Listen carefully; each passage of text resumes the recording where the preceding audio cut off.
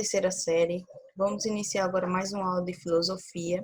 E hoje nós vamos estudar um pouco sobre a psicanálise de Freud. Então, já quero que vocês abram o livro de vocês na página 15, para vocês acompanharem o conteúdo e também a explicação de mais uma aula de filosofia, tá certo? Então, primeiro a gente vai ver um pouco da vida do Freud.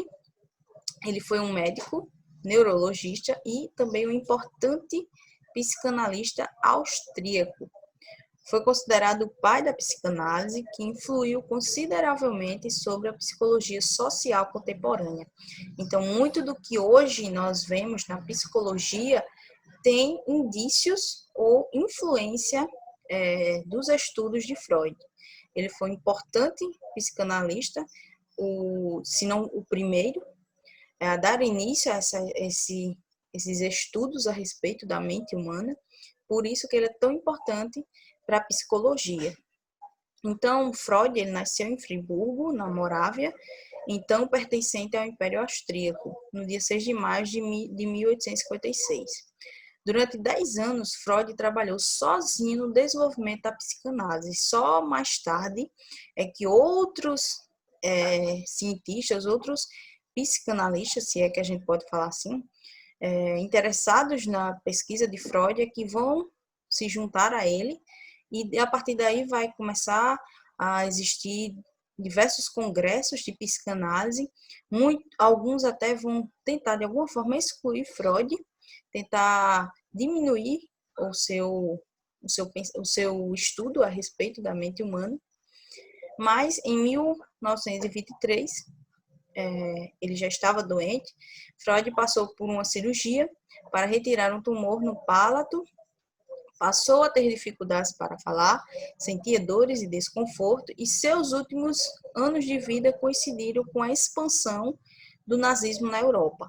Então, em 1938, quando os nazistas tomaram Viena, Freud, de origem judia, teve seus bens confiscados e sua biblioteca queimada. Imagina, toda uma obra, uma vida inteira voltada aos seus estudos, seus escritos, foram todos queimados pelo nazismo. Então, ele foi obrigado a se refugiar em Londres e, após um pagamento de resgate, onde passou os últimos anos de sua vida. Ele morreu em Londres, na Inglaterra, em 23 de setembro de 1939. Então, isso é um pouquinho da vida do Freud. Ao longo dessa unidade, nós estamos estudando um pouco a respeito da razão, do progresso de razão.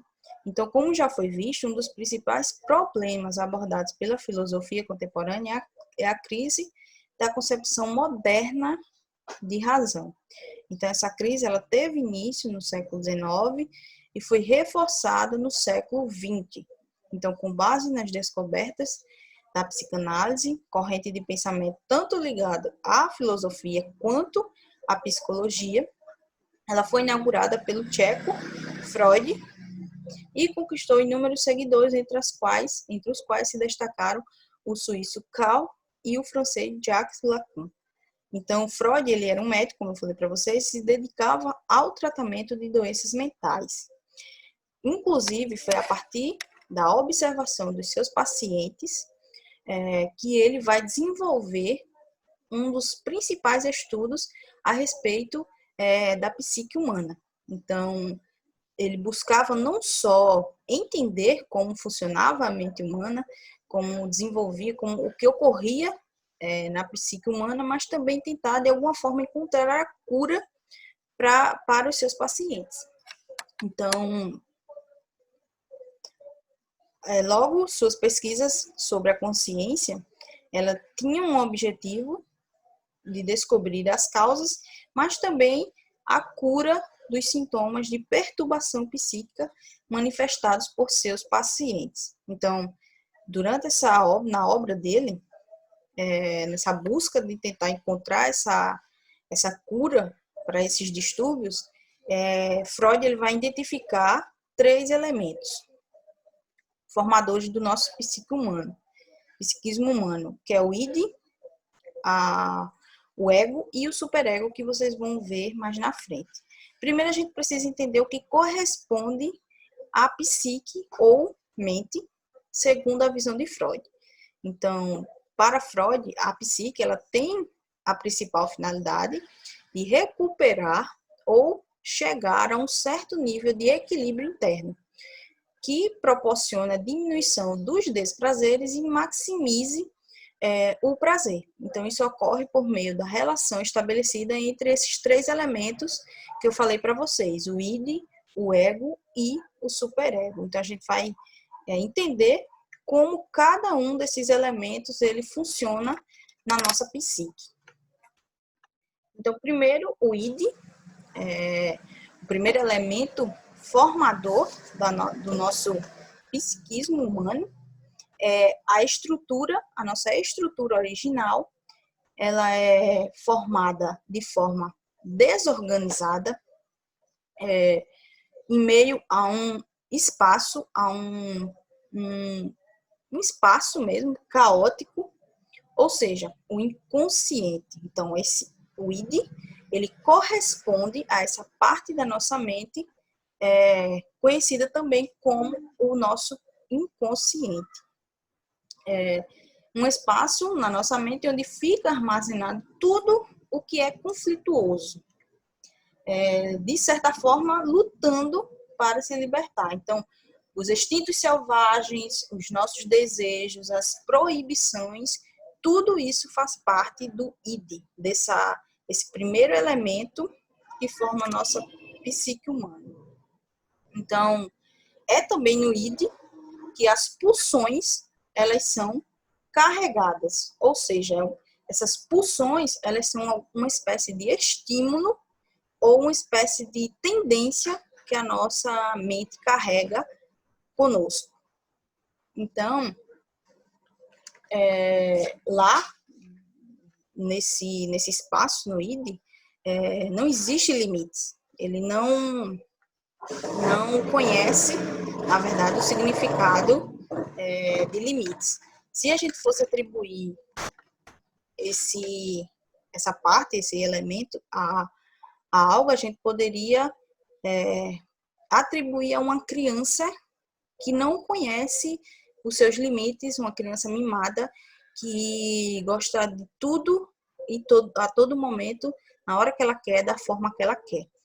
Ela não tem controle das suas emoções. Então, é a mesma coisa que o id, esse primeiro elemento, essa parte da nossa mente onde corresponde a tudo o que é sem controle, é tudo o que está armazenado ali, guardado de certa forma. O segundo elemento corresponde ao ego. O ego, por sua vez, ela é a estrutura da nossa personalidade, onde controlamos as nossas pulsões, ou seja, onde controlamos esse instinto, essa tendência de agir baseado nos nossos desejos. Mas, ao mesmo tempo, ela busca uma conciliação, como uma espécie de moderador entre os acontecimentos internos, dentro dessa parte, no id, e também os acontecimentos externos, ou seja, aqui no mundo. Então, o ego, ela corresponde à nossa consciência. O id é o nosso inconsciente e o ego ao nosso consciente. Então, o ego, ele tem como principal finalidade tentar conciliar os impulsos que partem do id com os conflitos externos que existem. Então, ele tenta moderar, avaliar qual desses impulsos é possível realizar e, quando não é, ele tenta bloquear o id, esses desejos, esses impulsos que partem do id. Então, ele buscando sempre o bem-estar, mas avaliando como deve agir em cada situação. Então, se a gente fosse comparar, a gente poderia dizer que seria um princípio, o ego seria o princípio da realidade, e o id, o princípio dos desejos. E também o superego. O superego vai ser a estrutura que surge a partir do ego, o ego surge a partir do id e assim sucessivamente.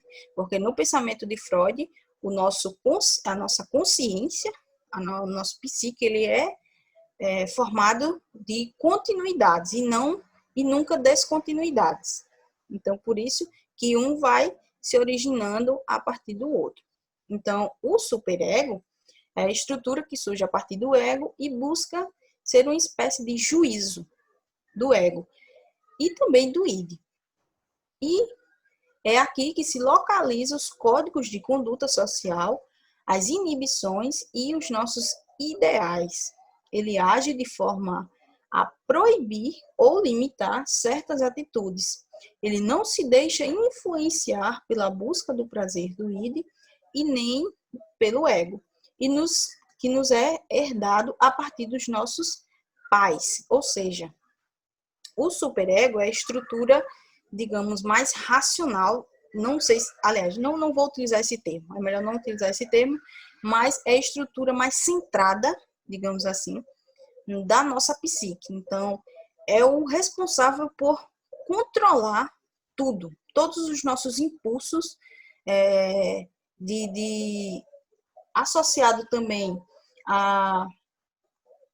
às nossas inibições, às nossas condutas sociais, ou seja, é a parte em que nos orienta a respeito da nossa conduta na sociedade e também tenta controlar o id, os nossos impulsos, nossos desejos, já que o ego é uma espécie de moderador, ele tenta controlar o id, mas de certa forma ele cede alguns desejos. E o superego não. Ele não vai ceder de nenhuma forma, nem ao id, nem ao ego. Então, o superego é a parte, o elemento, na verdade, da nossa psique, que é herdada a partir dos nossos pais. Então, a partir dos nossos pais, nos é herdado os valores, as tradições, os julgamentos presentes em nossa criação, julgando a nossa conduta. Então, é nessa partezinha aí, nesse elemento do superego, que tudo isso, os valores, as tradições, que nos é herdado pelos pais, se localiza. Então, continuando aqui, de acordo com o pensamento de Freud, a consciência humana ela corresponde ao ego, como eu falei para vocês, pertencendo ocultos a elas os desejos inconscientes do id, como eu falei para vocês, e também as proibições morais do superego. Então, a nossa mente humana basicamente é formada dessa forma. Logo, considerando esses três elementos formadores do psiquismo, ele concluiu que o ser humano era composto de uma racionalidade entrelaçada a um universo de desejos, de pulsões. Estas nem sempre eram aceitas pelas normas morais e sociais da nossa civilização. Então, Freud vai colocar que essa racionalidade entrelaçada a um universo de desejo, muitas vezes corresponde às nossas ações em que nós não sabemos a origem. Apesar do ser humano achar que todas as nossas ações que nós estamos no controle, ou seja, que tudo que nós fazemos temos consciência, mas nem sempre nós utilizamos a consciência. Então, algumas atitudes, algumas ações, elas partem involuntariamente do id.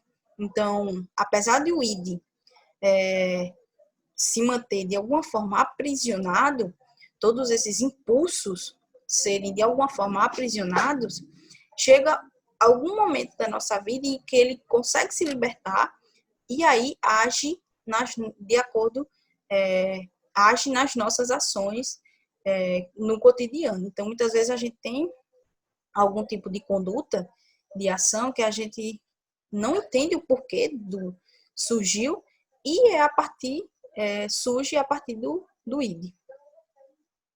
Então, o ser humano era composto de uma racionalidade entrelaçada a esse universo de desejo, as pulsões. Estas nem sempre eram aceitas pelas normas morais e sociais da civilização. Então, geralmente ligadas à sexualidade, ao poder e à morte, as pulsões do id seriam muitas vezes reprimidas pelo superego. Então, por isso que o superego ele tenta a todo custo aprisionar o id, para que ele assim não consiga chegar à nossa consciência. Mas essa repressão pode falhar em algum momento, de modo que os desejos retornassem sob a forma simbólica de sintomas como perturbações psíquicas, sonhos, esquecimentos e atitudes acidentais no cotidiano, denominadas de atos falhos. Então, tudo o que consegue, de alguma forma, se libertar do id, todas essas atitudes que nós temos, consegue se libertar do id, Freud vai associar e vai colocar e chamar de atos falhos. É quando o superego não consegue, de alguma forma, segurar esses impulsos.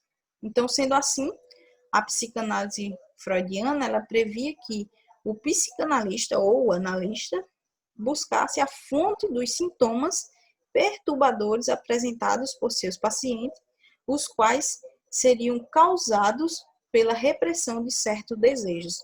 Então, segundo Freud, essas perturbações, na verdade, surgiam porque muitas pessoas, na verdade, sofriam um certo tipo de proibição, como ele coloca aqui, de repressão. Então, essas repressões, de alguma forma, causam essas perturbações no ser humano. E para que a gente entenda tudo isso, a gente precisa chegar à causa dessa perturbação, a origem dela, para que assim chegasse à cura. Então, com base nessa busca, o analista ele poderia ajudar os pacientes a sublimar seus desejos conflitantes, ou seja, a direcioná-los para objetos não condenáveis ou simplesmente enfraquecê-los ou torná-los conscientes. Isso levaria, segundo Freud, à cura. Mas esse termo, a cura, é algo forte demais. Então, alguns psicanalistas não vão seguir por esse caminho de uma cura, mas de um certo controle. Então, para Freud, o que seria a cura, para os outros psicanalistas, principalmente que vieram após os seus estudos, vão defender com um controle da mente. Então, passando aqui a página, as reflexões, essas novas reflexões proporcionadas pela psicanálise tiveram um grande impacto na psicologia, além de contribuir para uma grande transformação na maneira filosófica de se compreender a racionalidade e também a liberdade humana. Então, não só na psicologia, mas os estudos de Freud também influenciaram a forma como a filosofia entendia a racionalidade humana e também as nossas liberdades humanas.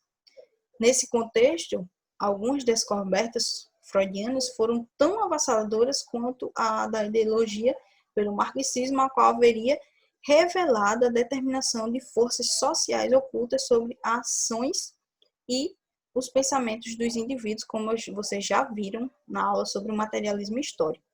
Então, essas descobertas, a gente pode destacar 3 principais, que seriam a existência de uma porção irracional do psiquismo humano e sua força sobre a razão ou a consciência, ou seja, o id, a impossibilidade para o próprio indivíduo de conhecer a totalidade dos seus conteúdos inconscientes, ou seja, nós seres humanos não temos a capacidade de saber o que é que existe nesse inconsciente, no nosso inconsciente, e também a tensão constante entre esses desejos individuais e as normas da civilização.